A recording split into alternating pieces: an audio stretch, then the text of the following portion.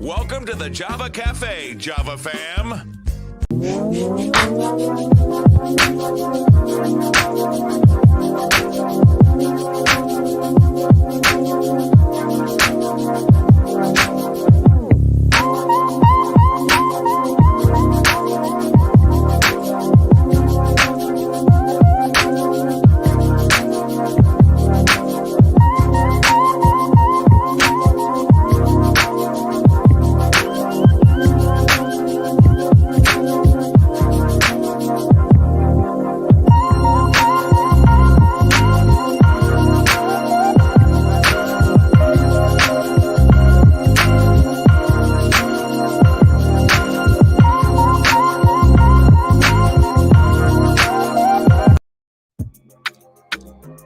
Good morning. Welcome to the Java Cafe, Java fam. Good morning, everybody. Good morning. Good morning. As you see, I am back home in the home studio. Hopefully one day be able to come on and there'll be clapping and a little applause sign somewhere. And we're working on some things, but it is Tuesday morning, Testimony Tuesdays. Today is Tuesday, August 23rd, 2022. And welcome to the Java Cafe. If you are listening on LinkedIn, I know some of you I haven't communicated with and connected in a while, but StreamYard offered LinkedIn this morning and I signed up. And so if you're listening on LinkedIn, go in the comments and let us know. But let's go in the Java Cafe and say good morning. We do have a guest with us this morning. He is finishing up a meeting and will be with us at about 9:10. So I have a few minutes to check in with the Java fam. Mama Java, good morning. Good to see you in the room. Kelly, good morning. Good to see you in the room. Also, Daryl from Tennessee, good morning, brother. Good to see you in the room. Opal, good morning. Thank you so much for your support and sharing and being here. Nicole, good morning. Good to see you in the room as well. Sister Debbie, good morning. Good to see you in the room. Sharon Cornelius, good morning. Good to see you in the room. Hopefully you got some rest. Also, Sister Soraya, good morning. Good to see you. And Heidi Ivy, good to see you as well. And so just to catch you guys up with a couple of things, and if you follow me on Twitter, you saw that I had a 2-hour delay getting home yesterday.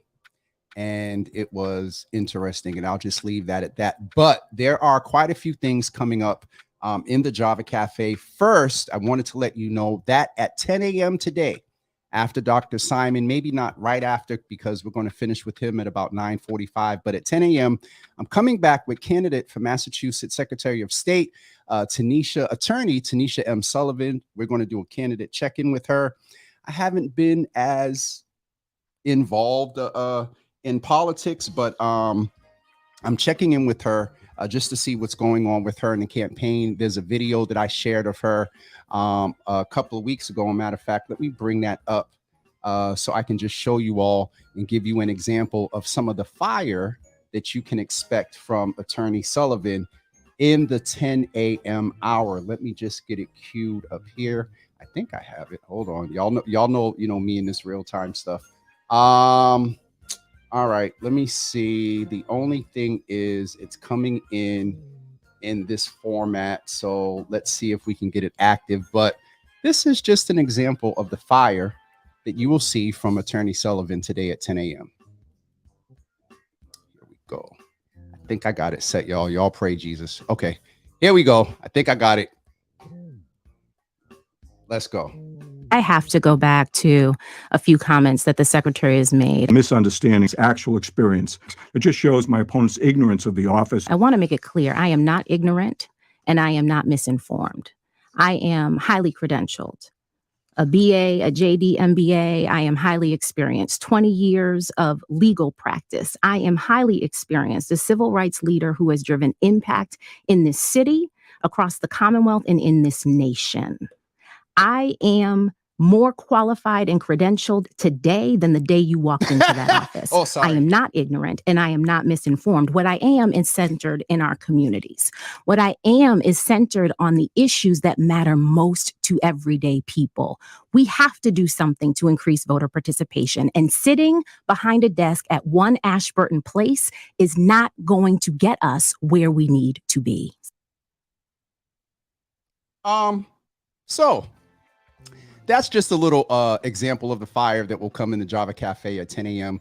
with attorney Tanisha Sullivan. We're going to chat with her about where she's been all over the state. She's been very visible and just out there, and has a long history of advocating in the community. And so we are looking for, and she's no stranger to the Java Cafe.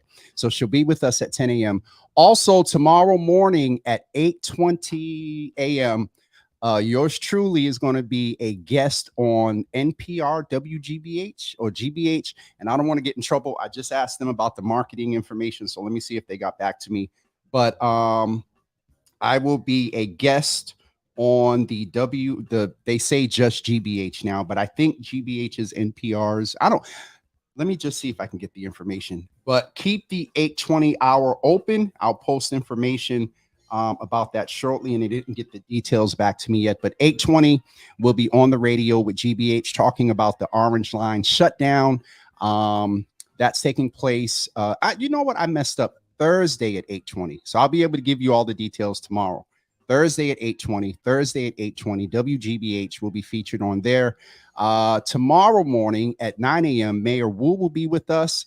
And I can tell you that the Orange Line is having an impact on programming here in the Java Cafe. She texted me yesterday and she's going to ride in. There are new riders. Just wanted to also mention Blue Bikes are free this month. And so there are new people that are riding in downtown and into Boston. And so there's some coordination going on. The mayor's going to be a part of that ride and sort of welcoming people. And so she texted me and said, hey, can we push it back to 9:15? I'm like, sure, thanks to the Orange Line. But the mayor will be with us tomorrow morning in the 9 a.m. hour. I'll hold it down until she gets here. Also, I mentioned Thursday at 8:20. Then at 9 a.m. to 10 a.m. On Thursday, we will speak with, we will speak with the Carnival Association and also the Mass Band Group. I don't know if some of you have noticed on social media, there is this concern that a group of folks have expressed wanting to be more involved in leadership, in the board, in the facilitation, organization of Boston's Carnival. And so I have connections with sort of, I don't want to say sides, I have connections with both groups. And so I'm about 95% that we will have Ms. Shillingford either in the room or on the phone. And then right before her, we'll have the mass band. I'm waiting to get an email confirmation from both of them. Actually, I got one from the Carnival Association's group, just waiting for the email confirmation from the Mass Band group. And so that's going to be on Thursday morning in the 9 a.m. hour. And so that's a few things that's coming up. Also, please save the date of September 9th. Uncle Thaddeus is launching his Black Joy event at the ICA. And so we were there for Java with Jimmy. Actually, Black Joy started with that. A couple of, I think it was 2 years ago or last year, we had the Black Joy event at the ICA with Thaddeus Miles. And so my guest just popped into the room and I'm going to take full advantage of his time. John, if you could just do me a favor in the private chat, just let me know what my absolute drop time is with Dr. Simon. And it is a great honor and privilege to get ready to welcome this young man into the room. He is Dr. Kevin M. Simon. He is the inaugural, Dr. Simon, I should have gave you better warning there. How are you, sir? He is the inaugural Chief Behavioral Health Officer for the City of Boston at the Boston Public Health Commission. Dr. Simon, good morning, sir. How are you? I'm doing pretty well. How are you doing? I am doing well. It is an honor to have you here in the room, and just it's just kind of awesome that you're in this position. Two, you're a Black man. This is a space for the past 2.5 years where mental health is a pillar here in the Java Cafe. And thank you so much for your tweet yesterday. And so please introduce yourself. Tell us a little bit about yourself. And actually, let me back up a little bit. On Mondays, we do Mental Health Monday. And we check in and we ask people to describe how they're feeling in the moment by using one word. And so if I could put that on you and then just, say good morning, greet the folks and tell us a little bit about yourself. Yeah. So one word to describe how I'm feeling today would be calm. Calm. Okay. Yeah, in part, I just dropped my kids off at school. So anytime, it's like, Daddy, give me a kiss, give me a kiss. It's a good time. So yeah, so calm would be how I'm feeling right now, and it's why I'm like semi-tardy. Oh, you're good. You're I good. try to be very present when I'm with them. So yeah, but Look, about did you all see how he just drifted off thinking about the kids? How many kids? Let's just go there for a couple two, seconds. two, two. Yeah, Two, so what are their ages? yeah, so Brooke, who's turning 4, literally in a month, Okay. and KJ or Kevin Jr., who is now 16. No, actually 16 months. Oh, You 16 know, months. like Okay. when you get past a year, some folks still tend to be like, oh, 15 months is a Hmm. year old. But I'm trying to be a little bit more accurate. But yeah, so those are the two. And so yeah, it's 9:14 at literally like 8:10. I was cleaning the diaper. 2 in the morning, I was both of them like this because kid is like up, and when he gets up, Brooks like, "But Daddy." So, so yes, I'm now calm. Well, thank you, sir, for letting us in. We do know one thing about you. You can tell us more, that you're a family man. You love Yeah, your children, because your whole demeanor and everything just exudes that. So yeah, let's yeah. jump into the business, sir. So where are you from? Tell us about yourself. Where'd you go to school? And Yep. how did you land in this really like dope position that Mayor Wu Right, implemented there with Dr. Basola as well? right. Yeah. So, your fans will hate me to begin with. I'm from Brooklyn, New York, so I apologize that I'm not from Boston originally. But no, East Flatbush, Brooklyn, New York, which when I'm here is very similar to Roxbury.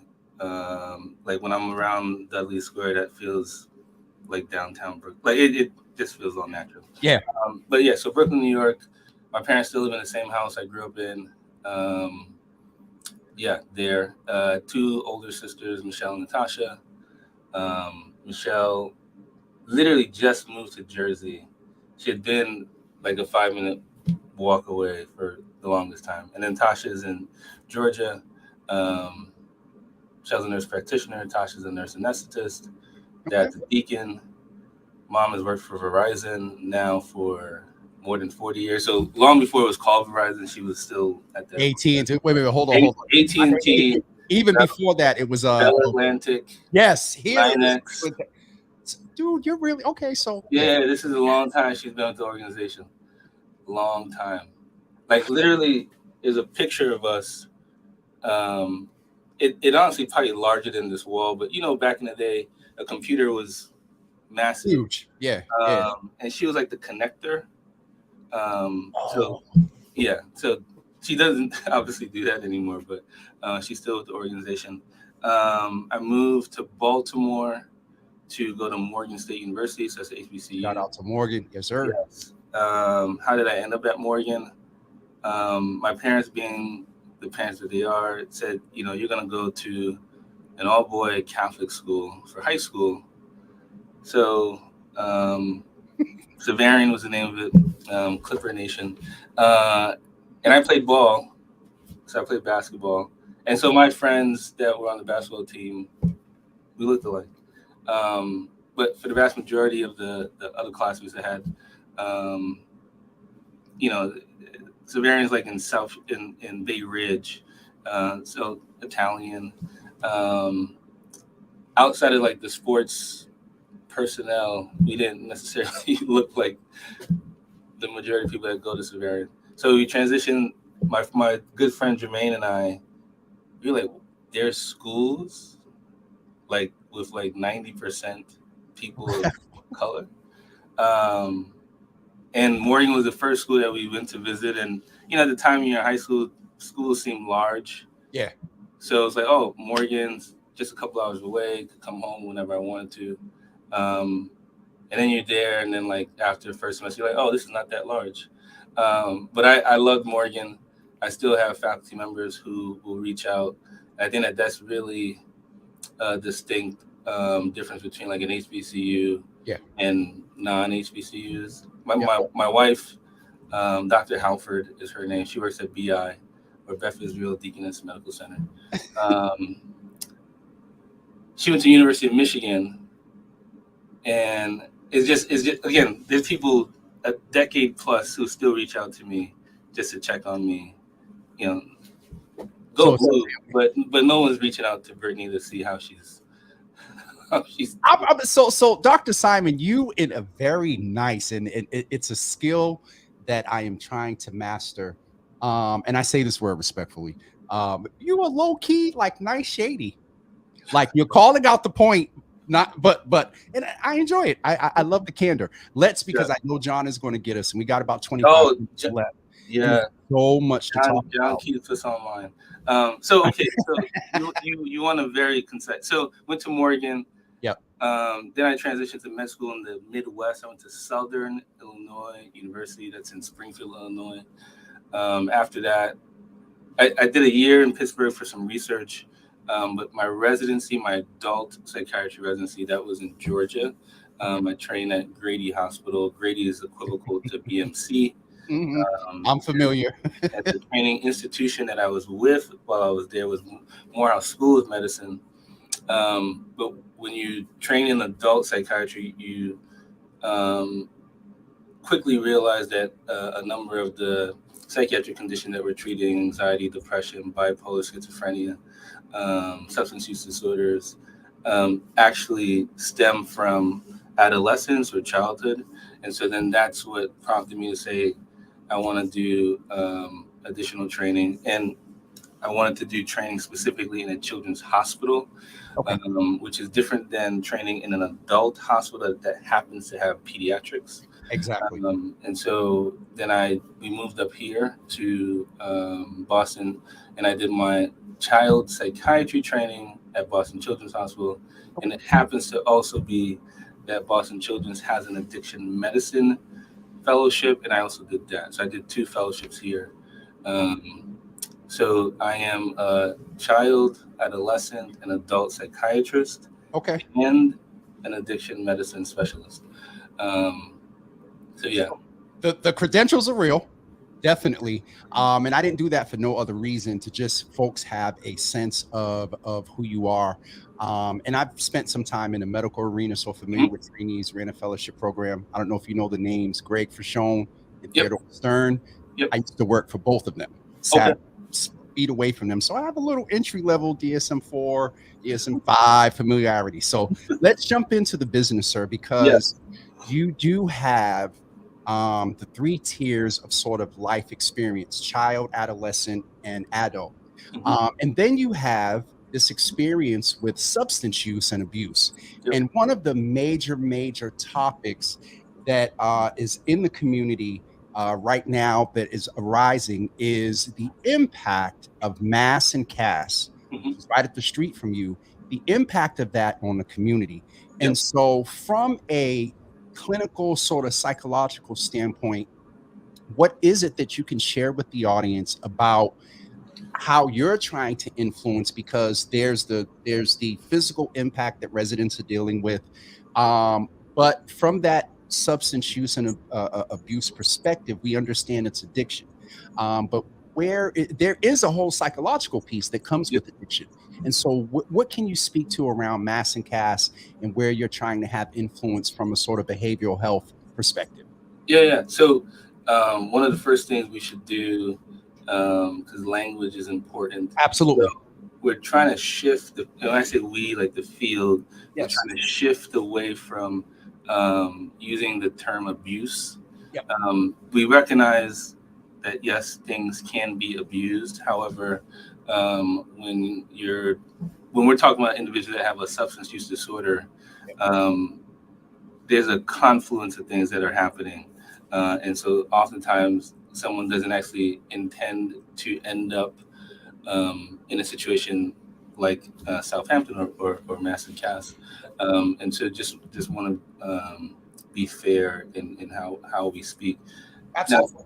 Now, thinking about mass and CAS and what the city is doing, how I'm thinking about it. So I have to be fair and honest here. So anytime that I walk by, because now I'm like walking by the area, or previously have driven by there, I do have family members that I've lost to substance use specifically in the last decade.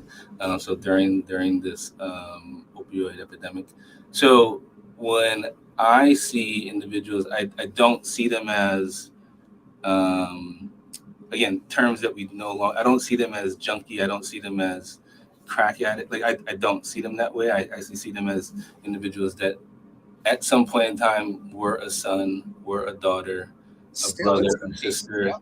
Somebody loves them, but may not be in the position to be able to help them as best as they can. And so that's what I see. And then the larger context, I'm sure there's been someone on your show that's talked about social determinants of health. Absolutely. So we think about social determinants of mental health, and it's bi-directional in that you can have somebody who has what society would deem as normal mental health, yet there can be large societal things that happen to them: loss of a job, loss of housing, food insecurity, not great education, Trauma.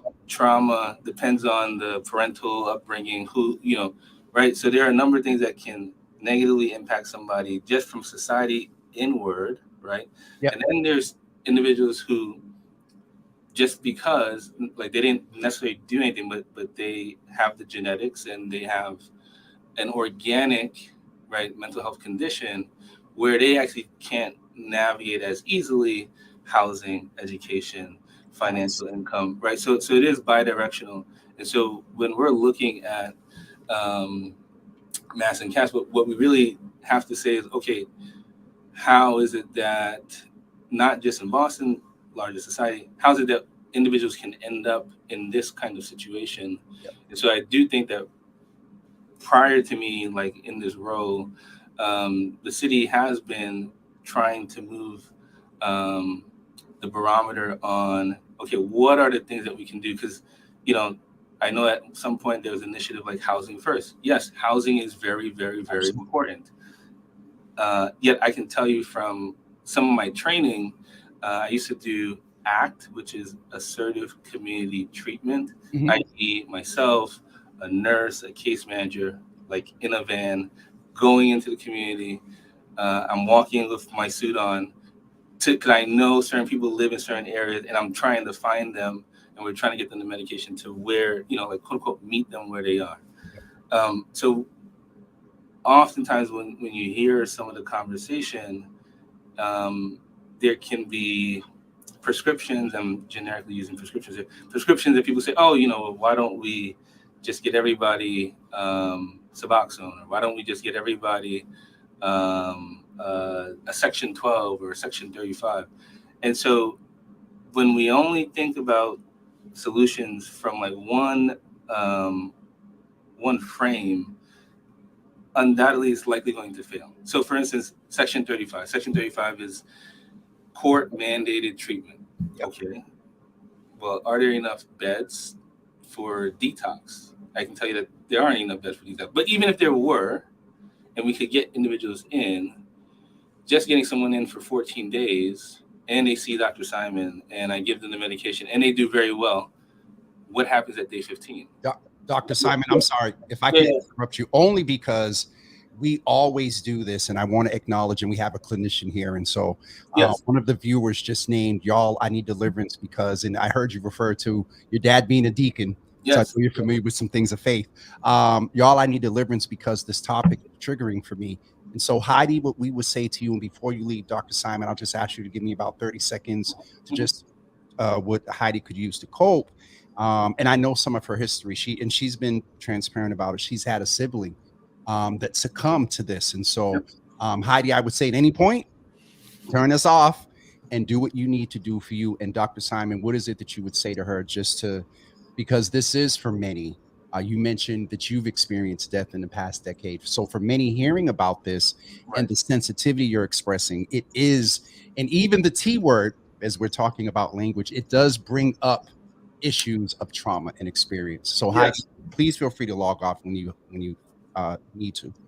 And I would say, Heidi, the feelings that you're having are the appropriate feelings for you now. And I always inform people the feelings that they have, right? I can't tell you don't be sad, or don't be angry.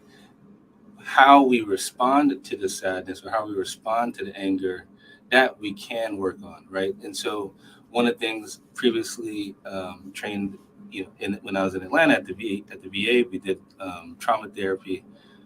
One of the very important things, and to the vets out there, kudos to y'all.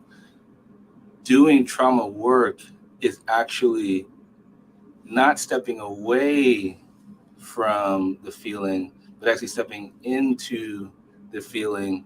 Being present Recognize- with it. Yes, recognizing, okay, I'm not falling to the ground. Oh, I'm not crying. And actually say, okay, what does this actually bring? Why am I feeling this strong about whatever the particular trauma experience is? And then that's how you end up reconciling, such that years later you can talk about it without the stress that you're feeling. So it's, again, I would say the feeling that Heidi or any other individual experiences when they're thinking about something that has happened to them, it's actually good to be able to feel that.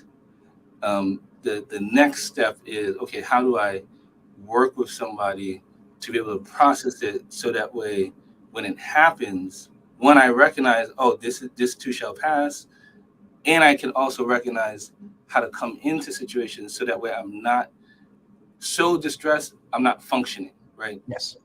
So to Heidi, right, or anyone, this is the power truly of therapy, and sometimes it's hard. It is hard to explain, in part because part of the therapeutic process is you individually being in it, and there's nothing else that I can explain to you other than when you're in it, right? So no matter what I say, the language that I have will never equate to the feeling that you're going to have with that individual on the couch or via Zoom. But when it happens, you recognize, oh, this is it. So that truly is some of the power of when you have a really good therapeutic alliance and somebody who can help you tap into yourself and what are all the dynamics that are happening around you. So, Dr. Simon, I think you're fully aware that a lot of the excitement that a lot of us BIPOC, Black men had when we found out your demographic in this position, and then for me to hear about your training, it leads me to lend to sort of into where you spoke about therapy, and I know we didn't totally close out the piece about mass cast, but what I did hear from you is sensitivity. And also thank you for the change in terminology, because I'm an old head and that was the term, back then. But I often say words matter. So thank you for that. What I heard from you was the sensitivity and taking like a wraparound, full comprehensive approach to addressing the issues. And I heard a little bit of, we're going to have to do some intervention, but I heard prevention exuding outside of you. And I'll just leave this part and we'll move into where I'm going. God forbid when we start seeing the full impact of results of a post-pandemic period with these young people, we talk about how it influences all the past, that if we were able to take all the past of those that are dealing with mass and caste issues, it'd be very interesting. And so something that you just said in response to Heidi, and thank you for that sensitivity, around therapy. And, in the Black community, it's kind of been a roller coaster. At one period, it was sexy. Everybody got a therapist, blah, blah, blah, blah. We talk about it here often. How important is it, sir, in your position as a Black man with all we're dealing with today, is therapy from your perspective? Yeah. So, full disclosure, I, Dr. Simon, Chief Behavioral Health Officer for the City of Boston, attend therapy. I have been doing my own individual therapy since 2015 with a regular frequency. Now, when I was in Atlanta, I had a different person. Now I'm in Boston, I have a different person. So two therapists, both have been great. I always tell people, just the fact that you woke up and you likely have to deal with stuff is enough reason to be in therapy. You don't need to have a major tragedy. You don't need to have a formal psychiatric diagnosis. You don't need to have a divorce pending.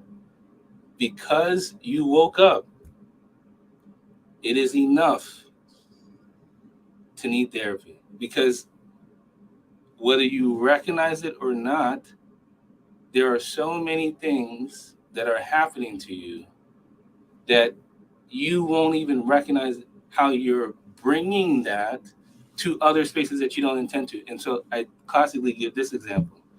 I'm driving home. It's been a long day. I've seen patients. I had meetings. And when you are en route home, there's a certain mind frame that you have. Like, okay, you're kind of like decompressing. And so I park. I get to, like, I'm about to open the door to like my hallway, and I see a garbage bag outside my door. And it's my wife. She's put the garbage at the door because she's like, oh, you're on, right. But she hasn't texted me. She hasn't texted me, hey, I'm going to put the trash out. She hasn't alerted me in any kind of way, right? So I'm really thinking I'm about to just lie on the couch, decompress for a little. And when I open the door to the hallway and I see the trash, there's this anger that I have. Like, I just want to get in the door, right? So all this anger comes out at the trash, but now I throw the trash out and I walk in the door With this anger, and Brittany doesn't know why I'm angry. And I'm like, how could you come on, when I leave work, I'm just trying to come home, right? All of this stuff is coming. She did not intend to make me upset. I don't recognize, I'm not actually mad at the trash nor her, but she's the closest thing that I know is not going to leave. Yep. And so I can unload, right? You could also unload in a safe space with a non-judgmental person. So that way, when you walk now to the hallway and I see the trash, I recognize I'm frustrated. It's not at her. Let me just throw this trash out because she's just trying to make sure the house doesn't smell like trash. And I can, when I come inside, say, hey, babe, next time when you want me to throw the trash, could you just like alert me a little bit earlier so that way I know what I'm like walking to? That's a much different conversation than coming in and angry.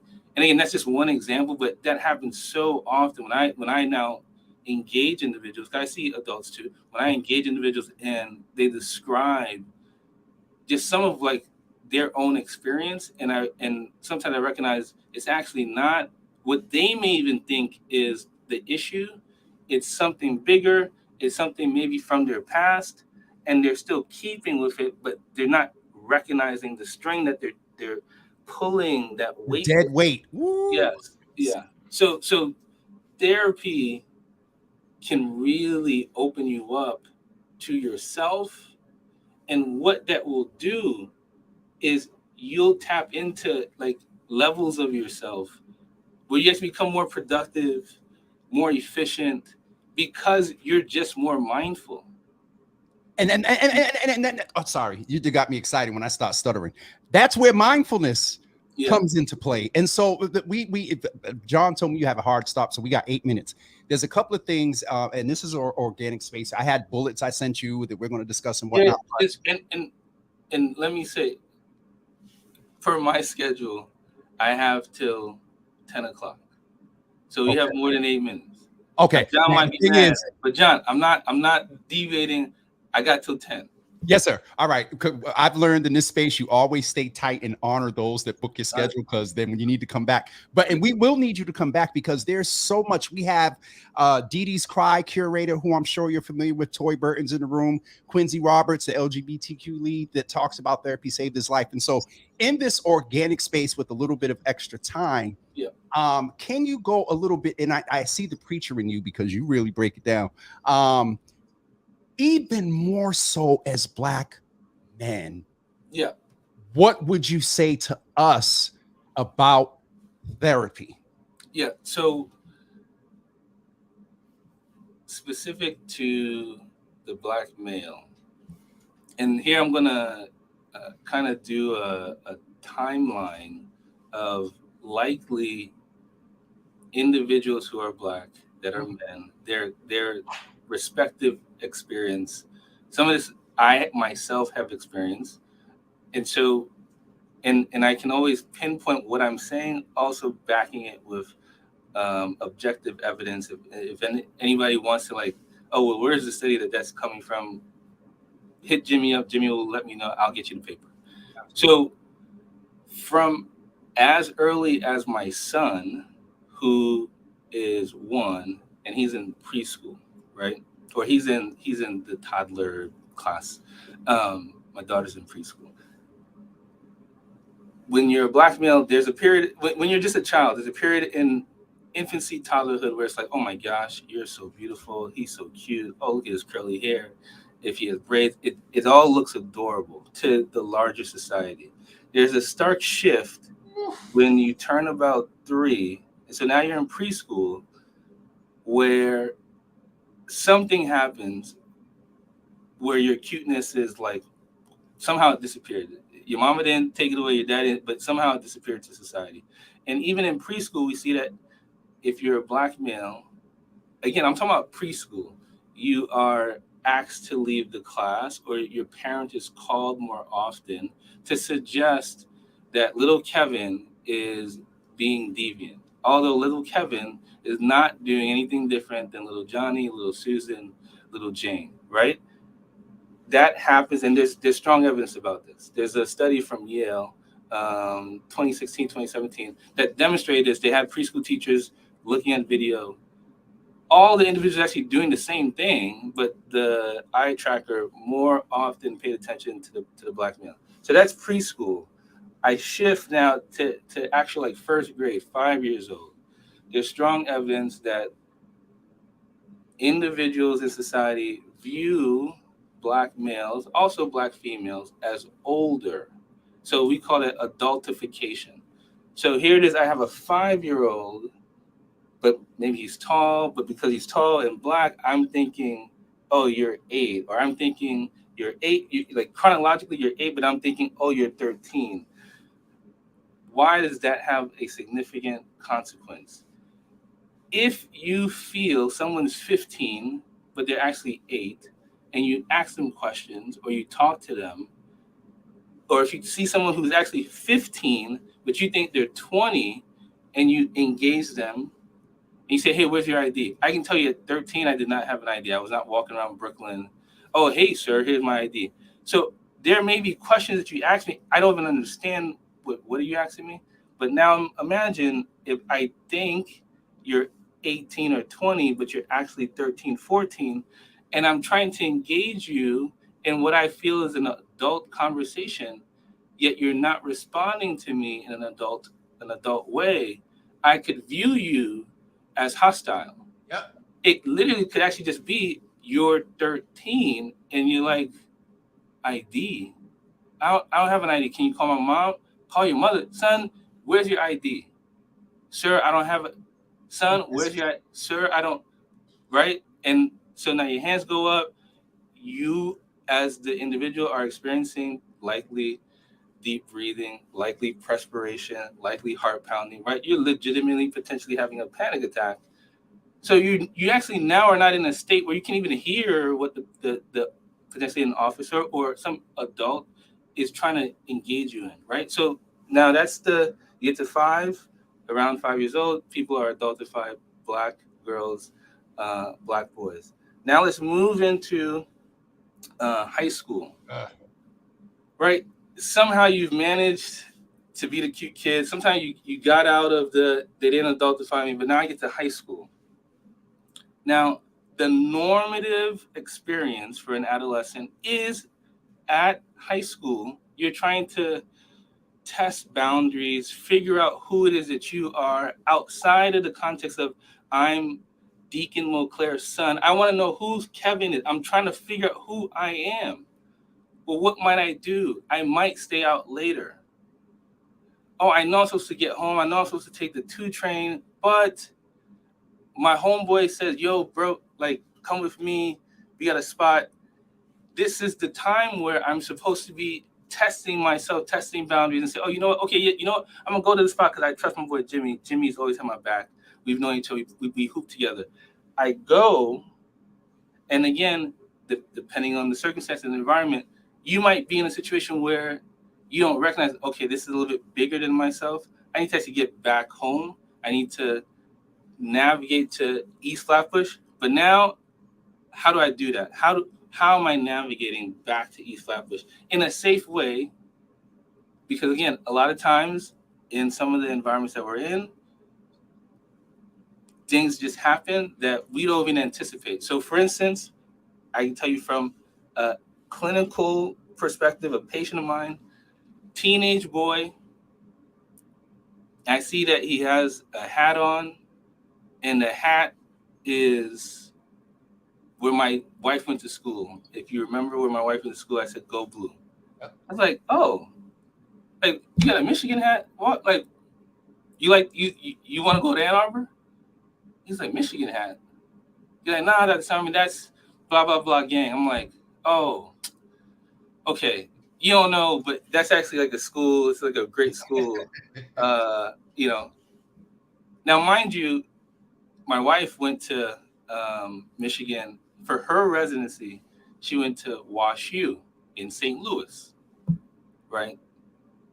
And this patient of mine that's talking about the hat shows me a picture. Yeah, this isn't therapy. Shows me a picture of a St. Louis hat, and I'm like, "What's the situation here?" He's like, "Oh, no, we don't like this group," and I'm like, "Damn! Don't be a 13-year-old kid who likes the Cardinals and from Missouri, and you visit Boston just because your family wants to visit, and you walk down the wrong space. Something bad can happen again because of affiliation, and you're trying to test your boundaries, right? So now let's shift. You're 18. You want to go to college. You want to get a driver's license, right? You get this driver's license. I can tell you, even for myself, every year I have driven with a license that I'm going to pull out just with a license, every year that I've driven, I've been stopped.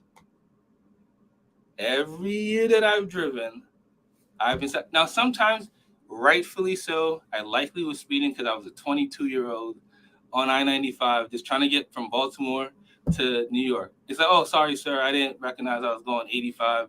This is a 65. Although all the other cars go to 85. But, okay, my apologies. I'll pay the fine. But there've been plenty of times, even now, I'm driving on Longwood to go to the hospital, and I get stopped. But now, what do I have? I have a badge that says doctor. And they peer in and say, oh, sorry, sir, you go on ahead.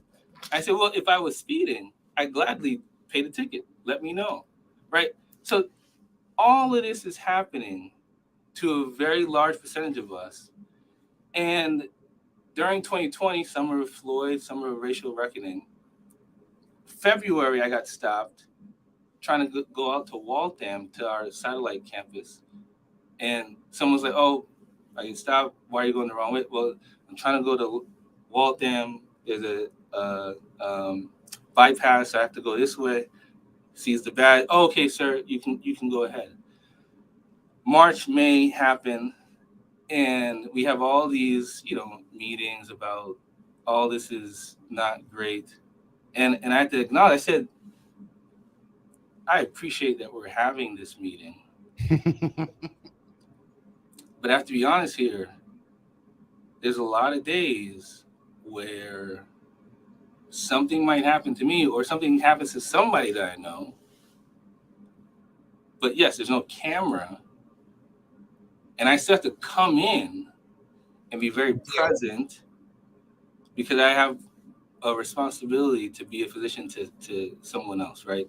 And so when I share, like, I got stopped like en route to the hospital. They're like, really? I'm like, yes. But I can't bring everything to you because it literally would be too much. So what do I bring? I bring it to my therapy. But if you don't have the therapist in place, if you do not have the therapist in place, where does it land? It can land places that you do not intend it to, be that yourself and people walking around chronically holding on to stress, elevated blood pressure, diabetes, stress. Now you want to eat certain foods when you're feeling stressful, right? So it can manifest itself even in your unconscious behaviors, such as, I want to get a smoke. Is it that you really want to smoke? Likely not, but you need something to Stress. intermittently alleviate the stress. And what ends up happening when we do those kinds of things, right? Because I might say, oh man, look at Jimmy. He got his show. He jogs. He's living a good life. And I'm stressed. I don't have this outlet. And what ends up happening is the circumstances around me end up forcing me to create a very narrow window of my existence. Because when you're stressed and experiencing these things, you don't want to talk to people. You don't want to engage with other people. You don't want to do the things that you normally. I like to hoop. Also, I'm not hooping anymore. Right? So literally mental health and the distress of society can negatively impact what we would call it a neurotypical person, and create an environment where their pleasure then only comes from certain things. It may not. And that comes back to where we started. And so we started here with this question was even more so everything that you laid out about therapy for Black men. Yep. That was the deepness of all the things that we carry around. And so it Dr. Simon, this, 45 minutes or whatever time was not enough because you're obviously a academic physician. And I love how you were able to sort of, as we grew up saying, make it plain. Mm-hmm. You know what I mean? And it is, and we talk about this all the time in this space, that it is important that in generally we get into therapy. And I'm the first offender. I haven't had an appointment in about 14 months.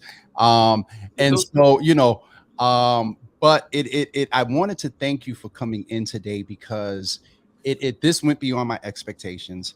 And there are people in here right now that are, and at some point, if we can communicate, because I know I actually used to be the youth leader of this young man almost 10 years ago, Sister Soraya.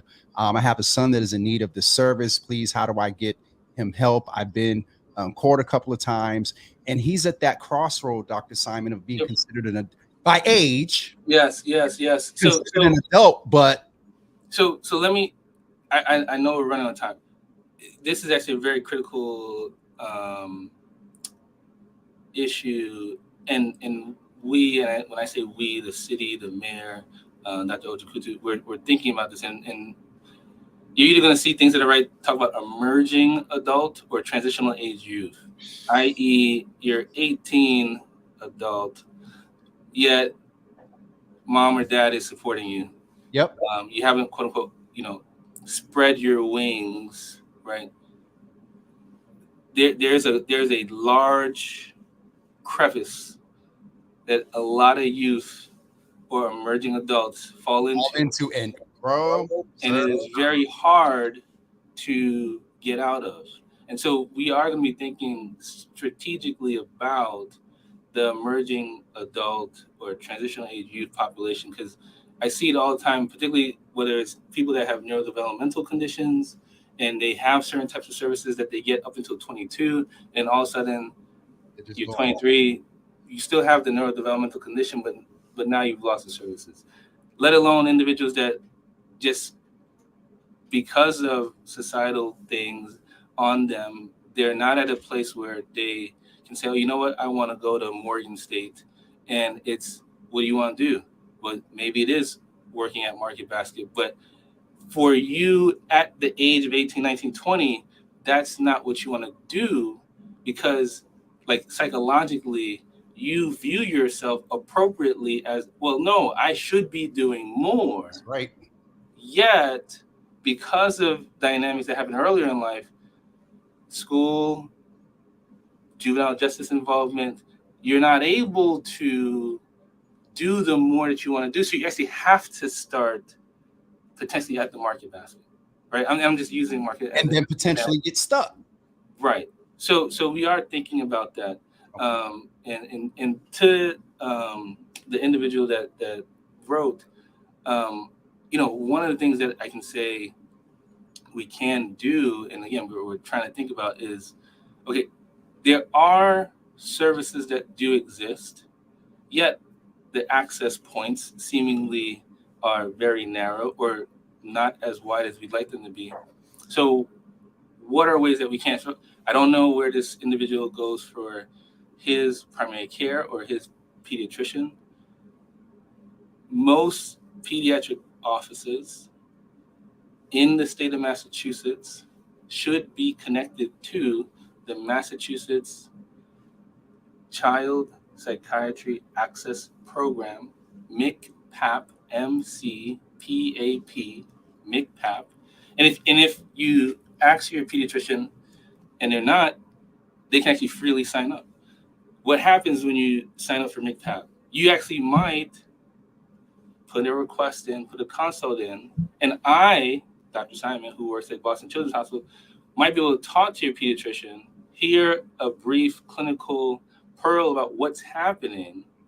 And if I have the 8-month wait list, because a lot of child psychiatrists have a very long wait list, it doesn't mean that I can't provide said pediatrician with a temporary plan to bridge to whenever the wait list goes down. And Dr. Simon, I haven't had one of these in a while where I could see us, if you had the time, whatever, where we could sit here for a couple of hours and really, because folks are talking about Naisha Deed. I don't know if you heard, if you have not heard, you definitely connect with this wonderful woman, Naisha Deed from Pure Spark, that did the hip hop men's event at Vine Street with the BMA a couple of months ago.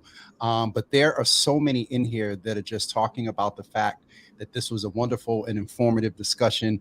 I'm going to have to, if John doesn't get mad at me, I'm going to have to get back in touch with him and potentially have you back. We got the holistic healing folks in here. Yoga Mike, you need to connect you with him. He's a positive young brother in the community doing a lot of body work. As we talked about, we hold our trauma, the body remembers. Yes. Dr. Simon, is just so much. So a couple of things. Yes, I can be back on. Wonderful. We can have a longer conversation about this. Yes, we're trying to do multifaceted levels of intervention, prevention, communication, because people, what's the first thing you're going to do? I just say, well, the first, the second, the third, the fourth are really all the first, because we have so many things that we need to do at the same time, right?